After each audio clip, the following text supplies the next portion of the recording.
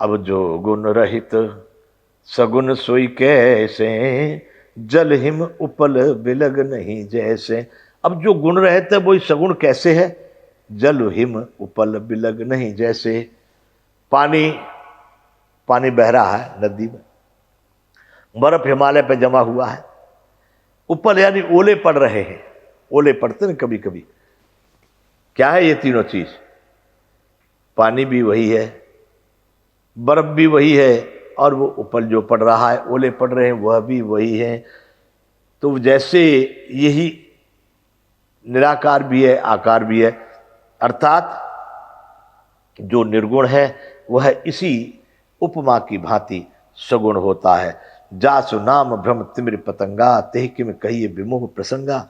जिसका नाम भ्रम रूपी अंधकार को मिटाने के लिए सूर्य है, केवल नाम मात्र से, जिसके नाम मात्र से भी भ्रम मिट जाता है, उसके लिए मोह का प्रसंग भी कैसे कहा जा सकता है? तहां मोह प्रसंगा, तेकिम कहिए विमोह प्रसंगा, कि वहां पर कोई मोह हो सकता है क्या? ऐसा विचार भी नहीं किया जा सकता उस राम के लिए। राम सच्चिदानंद दिनेसा, नहीं तहां मोह निशा लवलेसा। राम सच्चिदानंद दिनेसा। मुझे ये चौपाई बहुत अच्छी लगती है बंधुओं। सत्य चित्त आनंद रूपी सूर्य हैं राम। सच्चिदानंद स्वरूप राम है। सत्य चित्त आनंद, सदैव आनंद, सदैव सत्य। वहां मोह रूपी रात्रि का लवलेस भी नहीं है। नहीं तहां मोह निशा लवलेसा। लवलेस का मतलब एक अणुभर भी वहां पर अज्ञान नहीं होता, क्योंकि वो तो स्वयं सच्चित आनंद स्वरूप सूर्य है। सहज प्रकाश रूप भगवाना, नहीं तहां पुण्य विज्ञान बिहाना।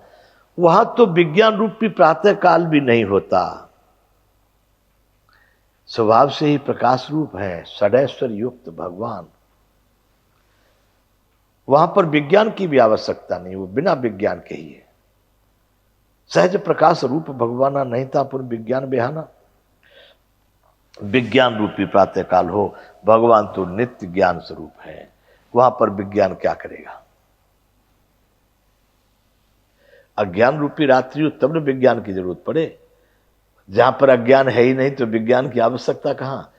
विज्ञान की आवश्यकता अज्ञान के लिए होती है बंधुओं। हर्ष विषाद ज्ञान अज्ञाना, जीव धर्म अहिमित अभिमाना। हर्ष शोक ज्ञान अज्ञान अहमता और अभिमान, ये सब जीव के धर्म हैं। राम ब्रह्म व्यापक जग जाना, परमानंद परेश पुराना। श्री रामचंद्र जी तो व्यापक ब्रह्म परमानंद स्वरूप परात्पर प्रभु और पुण्य अति पुण्य परमानंद परेश पुराना पुराण पुरुष हैं। इस बात को सारा जगत जानता है। राम ब्रह्म व्यापक जग जाना, परमानंद परेश पुराना, ऐसा तो राम जी का स्वरूप है। इसलिए वहां किसी प्रकार का मोह होना, अज्ञान होना, ये संभव नहीं है। 116 दोहा है बालकांड का बंधुओं। पुरुष प्रसिद्ध प्रकाश निधि प्रगट परावरनाथ, रघुकुल मन मम स्वामी सोई, कैसे बनायो मात। सुन लो पार्वती जी, वही रघुकुल मणि श्री रामचंद्र जी मेरे स्वामी हैं। कौन से? जो पुराण पुरुष, पुरुष प्रसिद्ध हैं, प्रकाश के भंडार हैं, सभी रूपों में प्रकट हैं, जीव माया और जगत सबके स्वामी हैं, वे ही रघुकुल मणि श्री रामचंद्र जी मेरे स्वामी हैं। रघुकुल मन मम स्वामी सोई, कहे शिव नायो मात। ऐसा कहकर शिव जी ने उनको मस्तक नवाया, अर्थात अपने मस्तक को पृथ्वी से छुआकर उनको प्रणाम किया। वहीं से राम राम राम राम। निज भ्रम नहीं समुझहि अज्ञानी, प्रभु परमो धरहि जड़ प्राणी। अज्ञानी मनुष्य अपने भ्रम को तो समझते नहीं है। वे मूर्ख लोग श्री रामचंद्र जी पर ही अपना आरोप कर देते हैं। अरे भगवान क्या, अरे भगवान ऐसे भगवान कहीं होते हैं क्या? कुछ भी कह दे। जता गगन घन पटिल निहारी, जहां पे उभान कहाँ को विचारी। जैसे आकाश में बादलों का पर्दा देख करके कुविचारी अज्ञानी लोग कहते हैं कि देखो बादलों ने सूर्य को ढक लिया। सूर्य नहीं ढका गया, सूर्य तो प्रकाशित में है ही है। वो बादल ऊपर आ रहे, परछाई आ जाने से तुमको ऐसा अनुमान लग रहा है कि सूर्य ढक गया, बाकी सूर्य नहीं ढका जाता है। चितव जो लोचन अंगुल लाए, प्रगट जुगल सस्ते के भाए। कभी कभी आंखों के सामने से उंगली लगा के देखते हो एक वस्तु की दो दो वस्तुएं दिखने लगती है। तो यहां पर गोस्वामी जी कहना चाह रहे हैं कि उसी तरह से भ्रम हो गया लोगों को भगवान के विषय में। उमा राम विषय का समोहा, नवतम धूम धूरिज में सोहा। उमा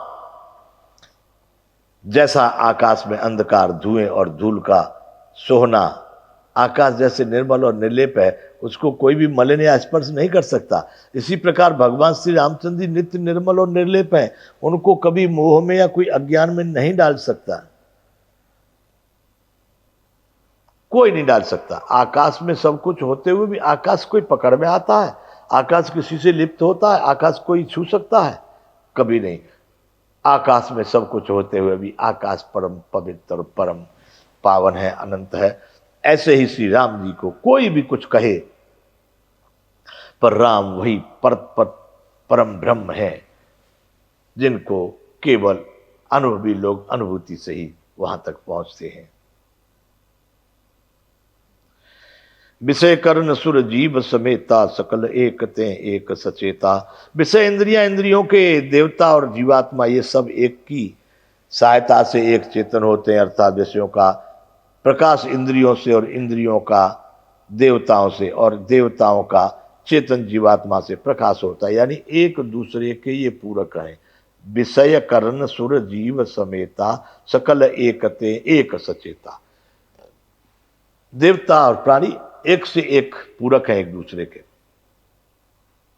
विषयों के लिए। विषय मतलब देखिए रूप रस स्पर्श गंध और शब्द है, इन सब में सारा ब्रह्मांड दिखाई देता है, समाया हुआ है, उनके लिए कह रहे हैं। विषय करण सुर जीव समेता, सकल एकते एक सचेता। सब कर परम प्रकाशक जोई, राम अनाद अबद पति सोई। उन्होंने कहा है प्रभु श्री राम के अपर को जाय धरे मुन ध्यान, वही है कि कोई और। तब यहां पर भगवान कह रहे हैं कि सब कर परम प्रकाशक जोई, राम अनाद अवधपति सोई। जो सुर जीव माया सब का परम प्रकाशक है, वही अनादि, जिसका कभी आदि और अंत नहीं है, वही श्री राम अवधपति यानी अयोध्या के राजा, वही राम है अयोध्या वाले।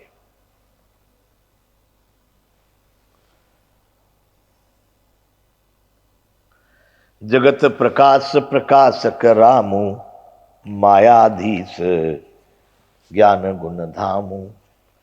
जगत प्रकाश प्रकाशक रामू, ये जो जगत है ये दृश्य रूप है और इसको दिखाने वाला वो राम है। माया के स्वामी हैं, ज्ञान और गुण के धाम हैं। जासु सत्यता ते जड़ माया, भास असत्य इव मोह सहाया। जिसकी सत्यता से जड़ माया भी सत्य भास रही है, ऐसा जिसके कारण मालूम पड़ता है। वे माया के स्वामी और ज्ञान तथा गुणों के धाम हैं, जिनकी सत्ता से मोह की सहायता पाकर यह जड़ माया भी सत्य जैसी भासती है। झूठ होते हुए भी बिल्कुल सत्य,